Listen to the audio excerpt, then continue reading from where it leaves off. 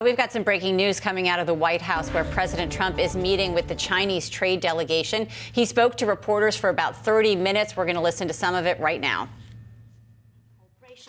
And could redouble our efforts so as to meet each other halfway and reach an agreement that works for our mutual benefit. Mr. President, I stand ready to be in close touch with you through various means. Please let me know if you have any specific thought in mind. To conclude, my wife Peng Li Yuan and I wish to extend our season's greetings to you, Melania, and your family. May you all enjoy happiness and success in the year of the pig. Thank you very much. That's very nice. Say thank you very much. I would really appreciate it if you would just give my warmest regards.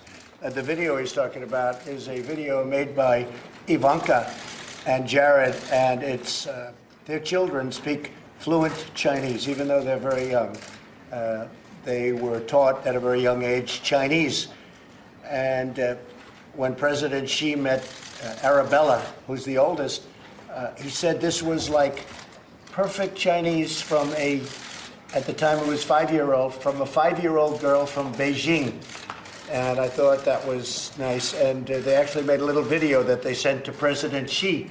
And if you want, we could even give, I'm sure the press wouldn't like to see the video, but if you would, just in case you would, I think it would be fine. If you'd like to do that, Jared, you could just give it to a few of the people, but I thought it was a very nice thing. And it shows a great friendship between the two countries, and that was really just a Happy New Year wish. It was given in Chinese by Arabella, mostly by Arabella and her two brothers. So I think it was, I think it's cute. I wouldn't mind if you gave it. We're having very good talks. There's a chance that something very exciting could happen. This is a deal that would be signed by me. I've been in touch with Congress. I've been telling many of the people in Congress exactly where we are. We're right now getting a 25% tariff on $50 billion worth of goods coming in, mostly technology and high technology. We're getting a 10% tariff on $200 billion worth of goods. The 10% goes up as of March 1st. It goes to a 25% number. So we'd be getting 25% on $250 billion, and there's about $267 billion that's untariffed, untouched, which we discuss later. But if we can make a deal, we wouldn't have to bother with that discussion. So we'll see what happens. But we've had very good talks.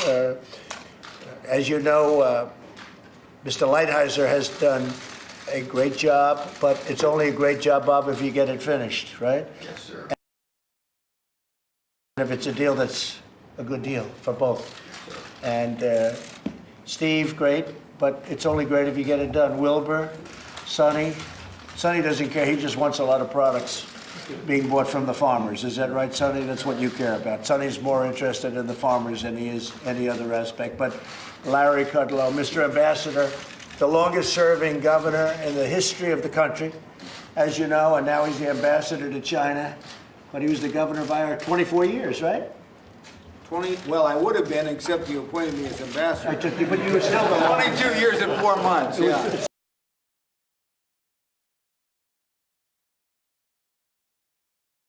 The longest-serving governor in the history of our country, I believe, as I remember from the time. That's right. And you've done a great job as governor, and you're doing a great job as the ambassador to China. And I might tell the story that when the ambassador was a young man from Iowa, he was in China. And he was dealing with people from China, both in Iowa and in China. And he met a man who was a young man, and he is now the head of China, President Xi. And he said to his wife, he came home, and this was how many years ago, Mr. Ambassador? Well, 1985 is when he came to Iowa. Right, but you met him in 1978 or so, right? I went to China in 84, and then he was... So he met him, and he came home and he told his wife, I just met the next president of China. And they say, how would you know? He said, because the competence of this man is so enormous that I believe he's going to be the next president of China. And years go by, and he became the next president of China. And they like each other. So when it came time to picking an ambassador from China, I say, I think I have the right guy. He happens to be governor of the great state of Iowa, and you have done a fantastic job. But I thought that story was incredible. So many years ago, he said that he knows who the next president of China is going to be. I just think it's a great story. And his wife confirms it fully, so that's good. So I just want to thank everybody for being here. We're going to have discussions right now. We're talking. And again, I think we're making a lot of progress. I think there's a very, very good chance that a deal can be made. We'll be meeting at some point with President Xi, assuming we go further along the line. Bob, could you say a couple of words to that as to the potential of a meeting, whether or not we will We've made progress on some very important structural issues and some progress on purchases. We have a few very, very big hurdles that we still have to face. But if we continue to make progress, that would be a great outcome, and I think the Vice Premier agrees with that. The two made great progress. Made great progress. I think we have made great progress. Steve Mnuchin, what would you say? I would just add the Vice Premier and his team have agreed to extend their trip for 2 days, so we will be meeting all day tomorrow and into Sunday, so we can continue on. Very important, the ambassador has done a very good job at documenting multiple MOUs that will be binding and enforceable and cover all different types of industries. If we can successfully conclude this will be very good for U.S. business and finally allowing China to open up to U.S. business. Why do you bother putting it in a form of a letter of intent or whatever you want to call it? To me, it's a waste of time. Well, we want to make sure these are very important issues. There's hundreds of issues that we're dealing with. Everything from financial services to currency to forced technology transfer to aircrafts to express shipping to different industries. So these are very complicated issues that the Currency ambassador can manipulation, negotiate. very important subject, which a lot of people didn't even think in terms of.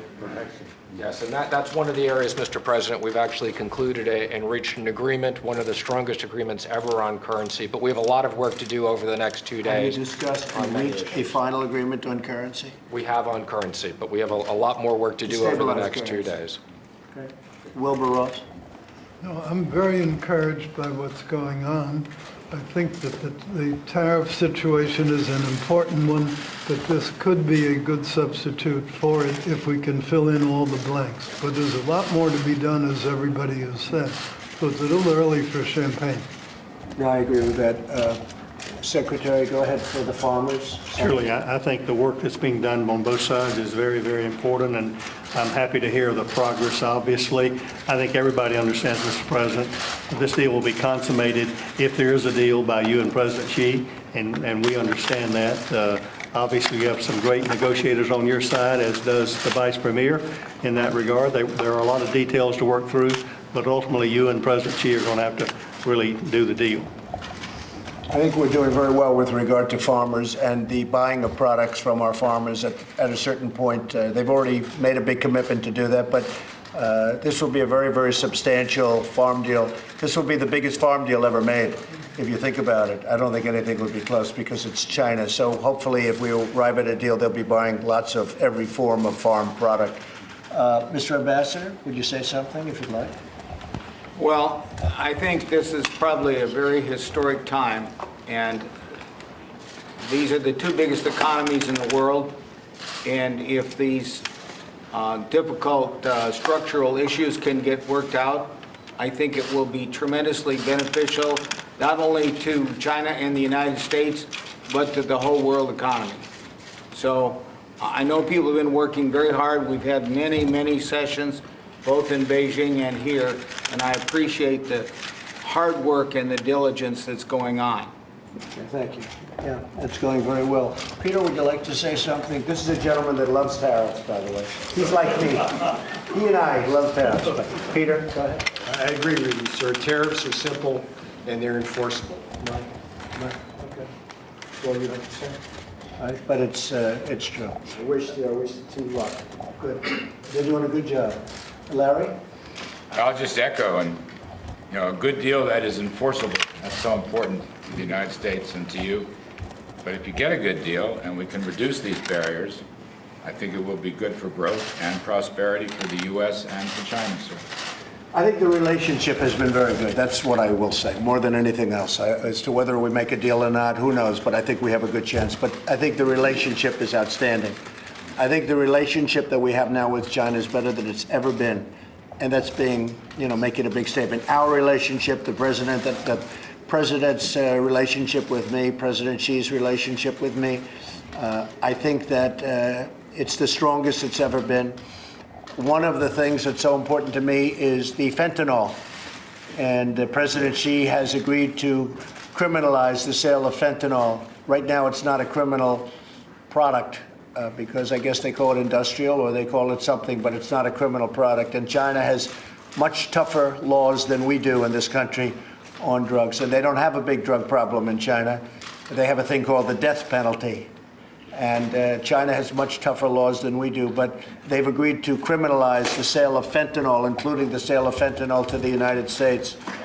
And that is a tremendous thing because, as you know, most of it, if not all of it, comes from China. That would be a tremendous thing in terms of our war on drugs. So I very much appreciate that. And that's another thing we'll be finalizing, hopefully, at the meeting that we have.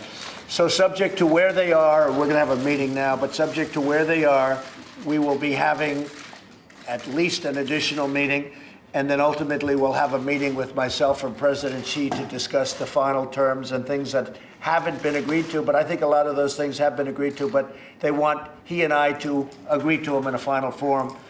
But the fentanyl is so important to us. The criminalization of fentanyl is so important to us, and we appreciate that. I want to just thank everybody for being with us. Mr. Vice Premier, I want to thank you very much. Their trip is being extended, as Steve said. Their trip is being extended by 2 days, unexpectedly, because they are making great progress. So they'll be here for an extra couple of days. So what would that include? That would be Sunday, Monday, or? It'll be all day Saturday and all day Sunday. All day Sunday. So they'll be leaving on Sunday night and Monday morning. So great progress being made. Let's see what happens. Thank you all very much. I appreciate it. Mr. President, do you expect to extend the deadline because of the progress here, or will you still stick with March 1st? Well, I set the deadline of March 1st, and right now it's at 10%. And I think that if, and you can tell this to President Xi, I think that if I see progress being made, substantial progress being made, it would not be inappropriate to extend that deadline. Keep it at 10% instead of raising it to 25%. And I would be inclined to doing that. I haven't even spoken to my people about it. Most people assume it'll just kick in automatically to 25%. But I'm the one that said it, and I think it was a reasonable period of time. But we're covering things that we didn't even know we'd be covering. We're going very deep into the trade and covering items that a lot of people wanted to cover and nobody thought would ever get to. But we have a one-time shot at making a great deal for both countries.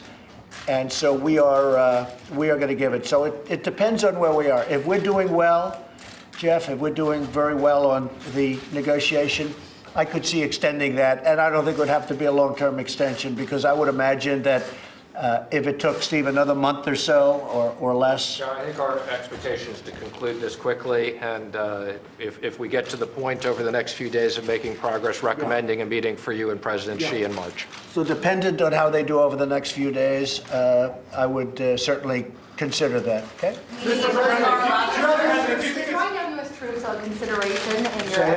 Is drawing down U.S. troops a consideration?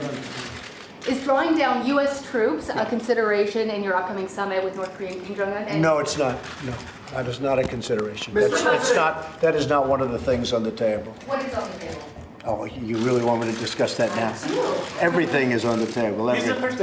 President, do you have any concerns about the Labor Secretary's handling of the Jeffrey Epstein case? I really don't know too much about it. I know he's done a great job as Labor Secretary, and that seems like a long time ago, but I know he's been a fantastic Labor Secretary. That's all I can really tell you about it. That's all I know about it. What about the charges against Bob Kraft? He's a friend of yours. Well, it's very sad. I was very surprised to see it. He's proclaimed his innocence totally, but I'm very surprised to see it. Have you spoken to Bill Barr about the release of the Mueller report? Have you spoken to him about that? You've said nothing to him about it? I have not. Do you expect to? At some point, I guess I'll be talking about it. But you know the nice part? There was no collusion. There was no obstruction. There was no anything. So that's the nice part. There was no phone calls, no nothing.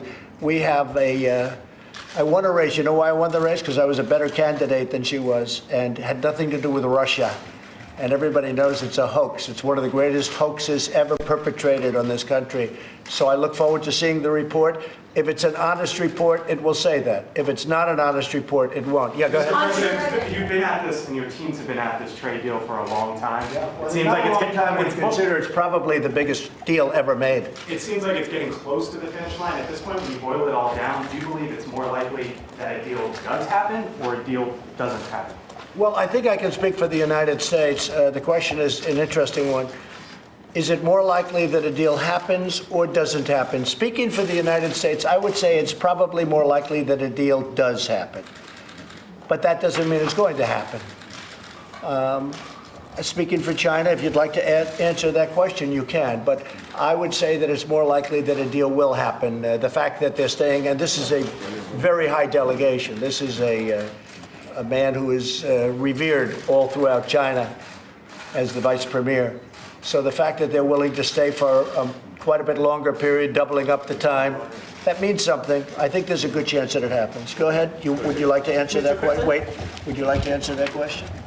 Thank you, Mr. President. May I speak Chinese? Yes, please speak Chinese and you'll speak She louder. will help us. They can't hear you. I will. 就是从中国来说呢，首先呢，我们认为发生的可能性是非常之大的，我们非常希望双方成交。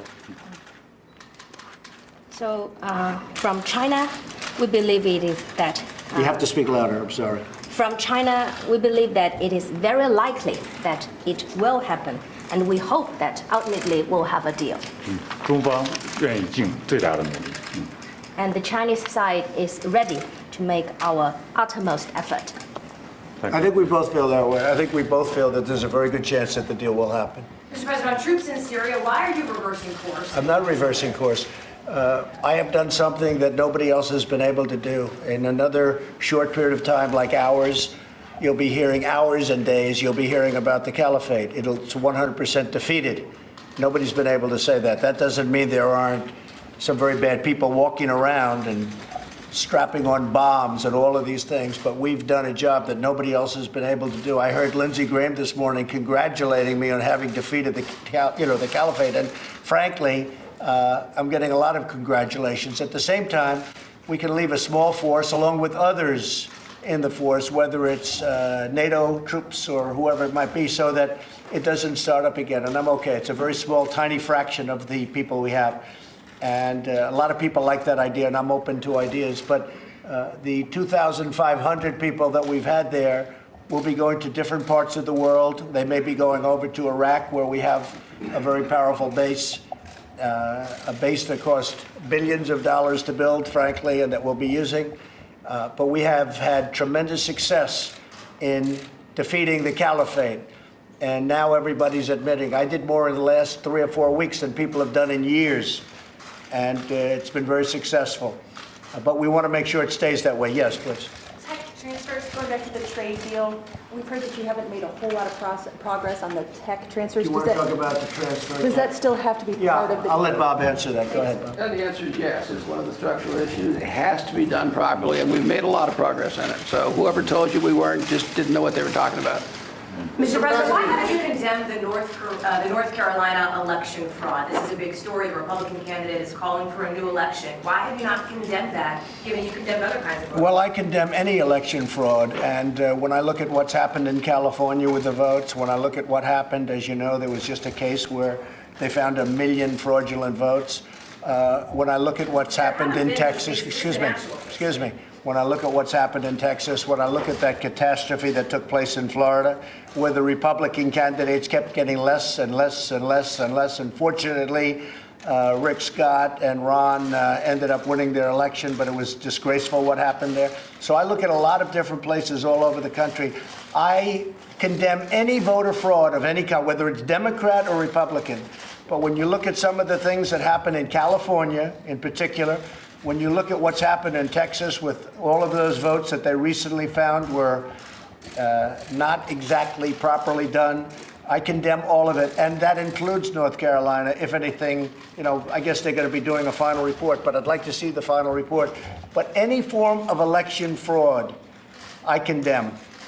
Mr. President, do you have any when do you want concerns to have about... that meeting with President Xi, and do you expect to have that in Mar-a-Lago? All right, we've been listening in on President Trump holding court in the Oval Office with the press pool there, talking a lot about the recent updates they've had in their trade talks with China. A number of headlines to work through. We heard Steve Mnuchin talking about meetings that are likely to occur between the U.S. and Chinese delegation, both on Saturday and all day Sunday. That's a 2-day extension to the original talks that have been scheduled for this week. Kind of getting a sense of the way everyone feels about trade in that room. Stephen Mnuchin, Treasury Secretary, certainly in my view, Jen, being very clear on what he's discussing, saying that we need to have multiple MOUs coming out of this meeting. They need to have, enforceable. They need to be binding. Mnuchin, of course, speaking to Marcus directly. Wilbur Ross following up after him, saying that, well, yes, we would like agreements if they're able to be enforced, but tariffs are going to be pretty good in the interim. Peter Navarro, obviously, saying that tariffs are simple and enforceable. So it's kind of funny to see everyone in that room because, we get reports all the time about Wilbur Ross says this, Peter Navarro says that, Stephen Mnuchin says the other. And I think each of those officials who report into the president directly have their own view on trade. But I think at this point in time, President Trump talking about a likely meeting with Xi Jinping in March down at Mar-a-Lago, that everyone in that room is very aware of how this is impacting markets, and they're being a little bit more measured, I think, than this discussion was a couple of weeks ago. And speaking of the markets, we did come a little bit higher here. We were in the green earlier, but some gains were added as we rolled that. It was very optimistic. President Trump saying very good talks, a chance that something exciting is going to happen, very likely that it will happen, then asking his Chinese counterpart what they thought. They said very good chance as well. I would say there were a couple people that held back slightly. Lighthizer saying that there are a few big hurdles, and Wilbur Ross coming in saying there's a lot more to be done, not time to break out the champagne just yet.